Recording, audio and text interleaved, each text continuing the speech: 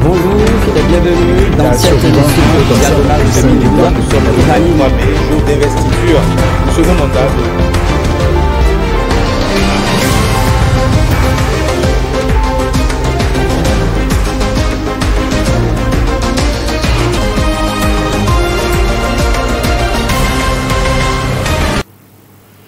Mesdames et messieurs, à nouveau bonjour. Nous sommes à présent dans l'instant invité de cette émission et nous recevons l'influenceuse bénino-américaine Kimber McDonald qui vit aux États-Unis et qui est revenue momentanément à Cotonou depuis quelques jours. Avec elle, nous parlerons de la série d'actions qu'elle a entamée depuis son retour au pays et les perspectives qu'elle entrevoit pour la jeunesse béninoise. Kimber McDonald, bonjour et merci d'avoir accepté notre invitation. Bonjour Paul et merci de m'avoir honoré.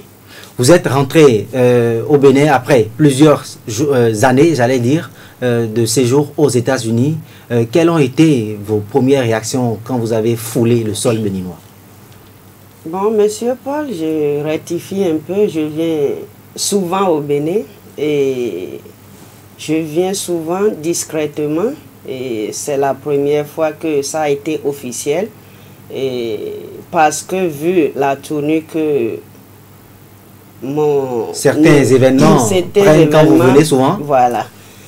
Donc j'ai voulu rendre officiel pour me faire connaître un peu et c'est pourquoi vous avez su que c'est que vous êtes rentré.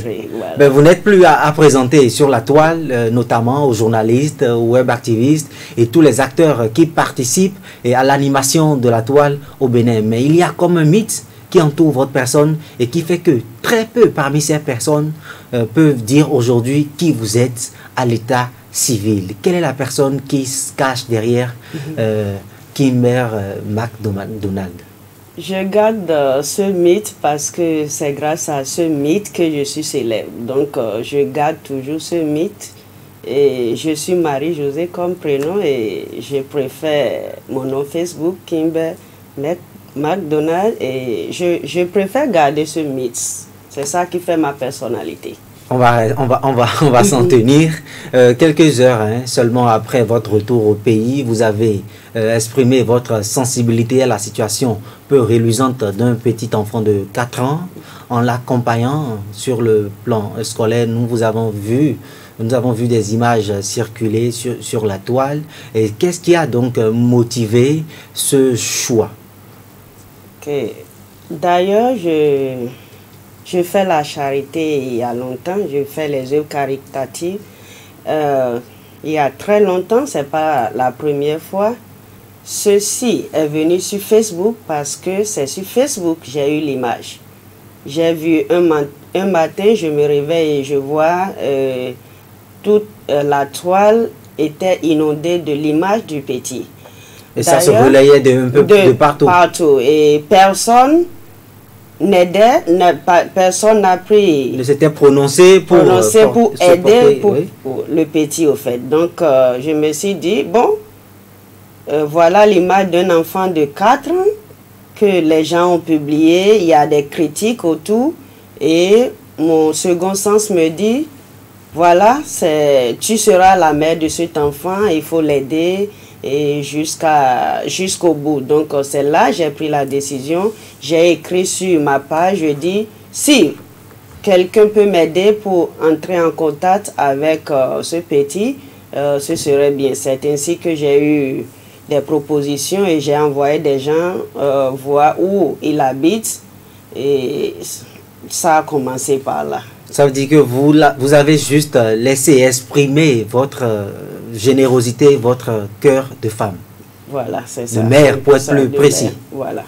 Alors, est-ce que après, derrière cet acte d'altruisme, je vais le dire ainsi, est-ce qu'il n'y a pas une autre intention cachée derrière? Je veux parler peut-être une intention qui tende à monnayer sur un autre terrain cet acte de générosité. Non. Non, parce qu'il n'est pas le seul que je prends en charge. Il n'est pas le seul, ils sont plusieurs. Et j'ai eu à partager d'autres photos sur ma page il y a quelques jours. Et je suis allée visiter tous ceux-là. Pour ce petit, c'est exceptionnel. Pourquoi? Parce que, d'ailleurs, quand j'ai envoyé mon équipe chez les parents, oui, les conditions de vie n'étaient pas... du tout reluisantes. Non. Donc, d'ailleurs, j'ai commencé par prendre soin des parents en premier et avant de commencer par le petit, parce que il faudrait que les parents soient à l'aise pour pouvoir prendre soin du petit. Donc, j'ai commencé par là, j'ai donné de l'argent de commerce pour la mère, la tante et autres. Pour démarrer une petite activité. Voilà, et puis après, j'ai pris en charge le petit. Et il est dans une école privée. Je deal avec le directeur, j'ai ses contacts, ce dont il a besoin. Ça fait 2 années déjà. Je paie la scolarité, les fournitures, tout.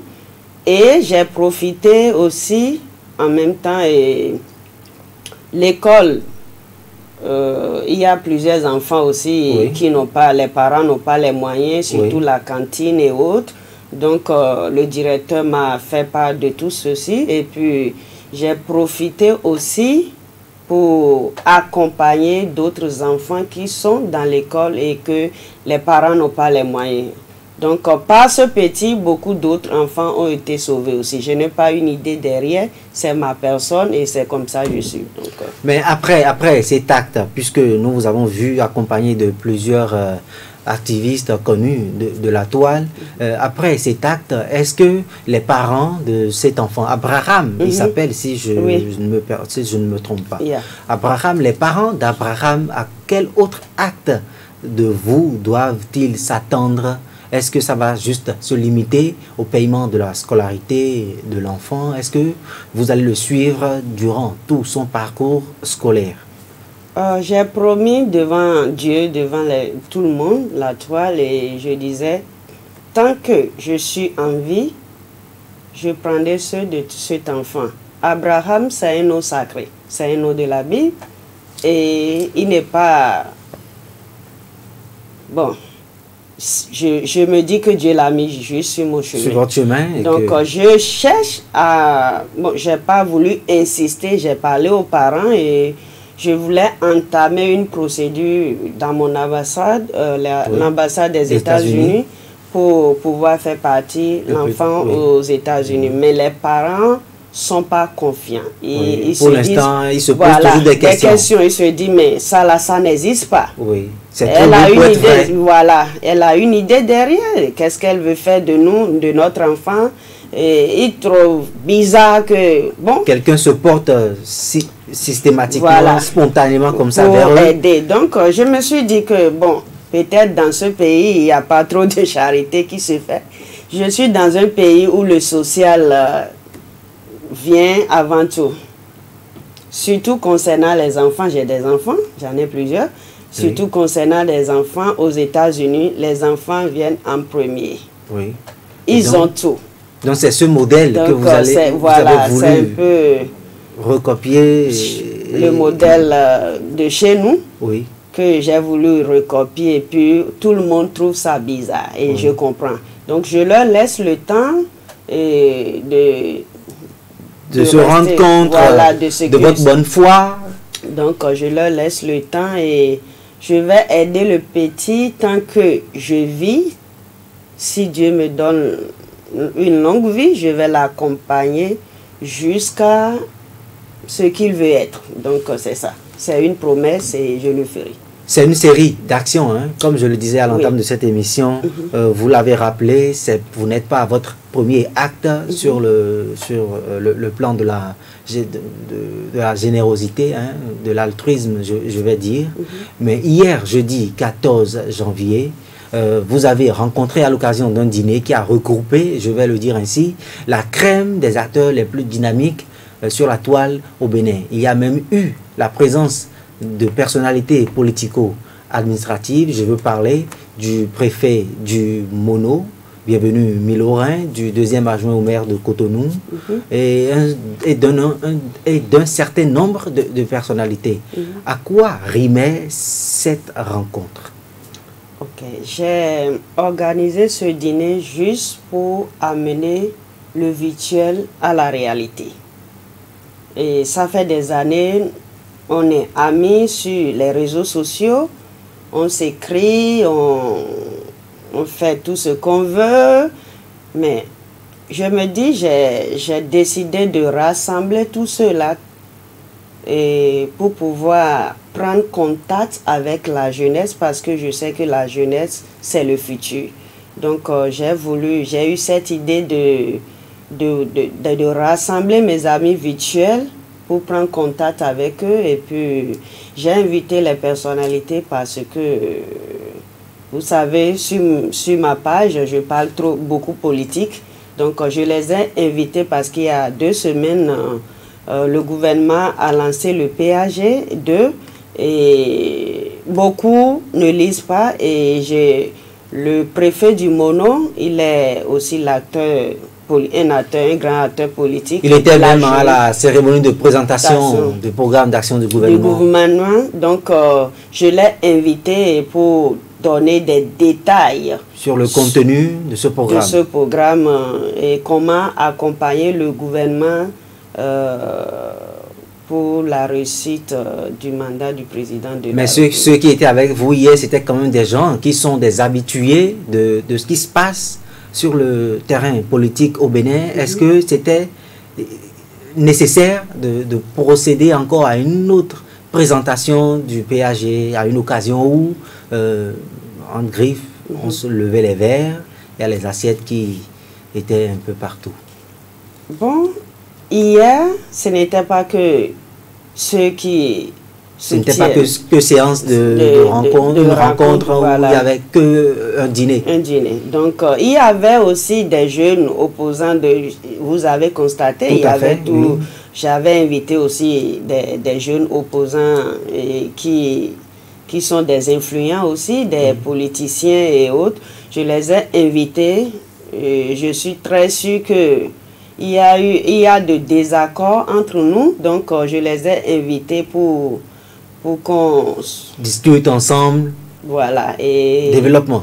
Le développement, et puis pour qu'on puisse se comprendre et puis on évolue, quoi.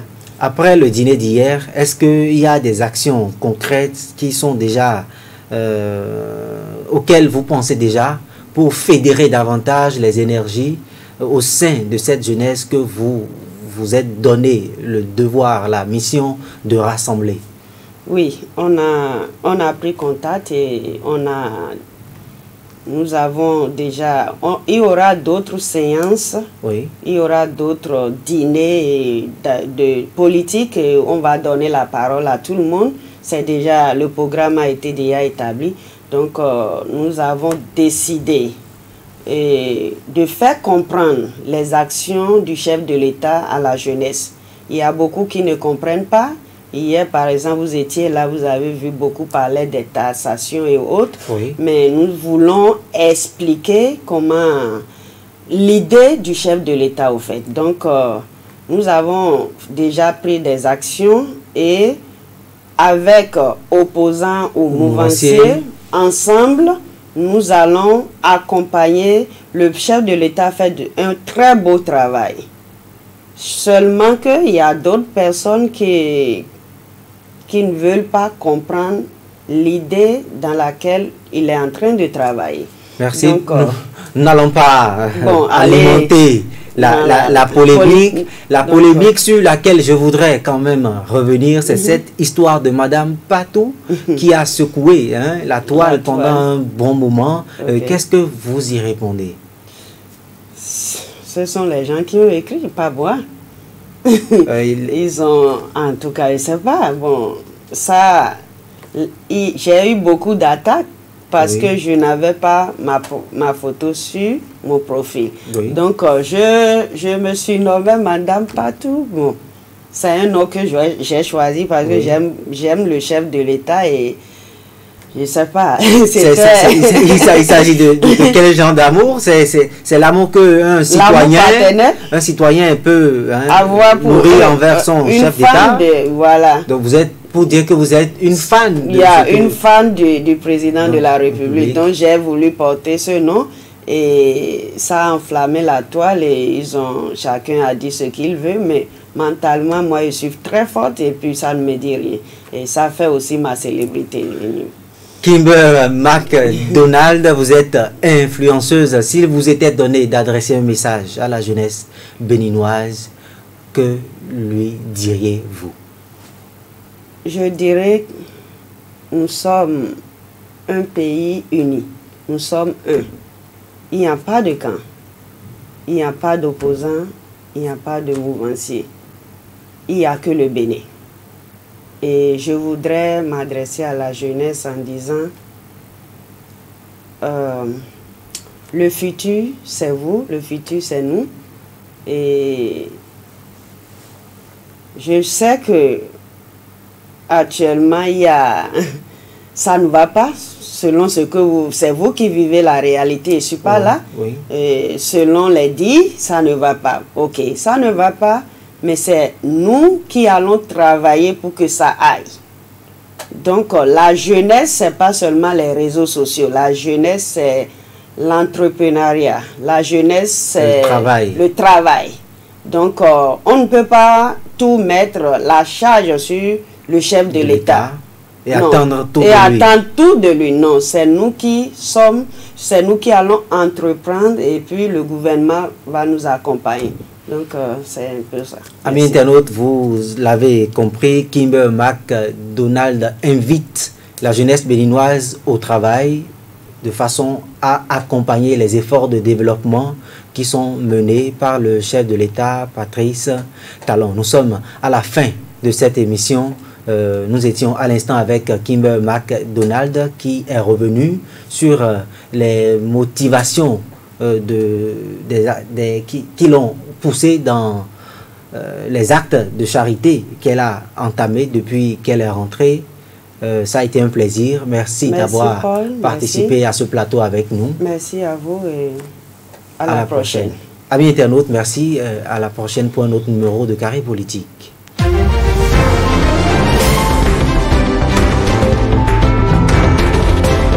Bonjour et bienvenue dans cette émission diagonale de Béninois. Nous sommes unanimes et jour d'investiture du second mandat de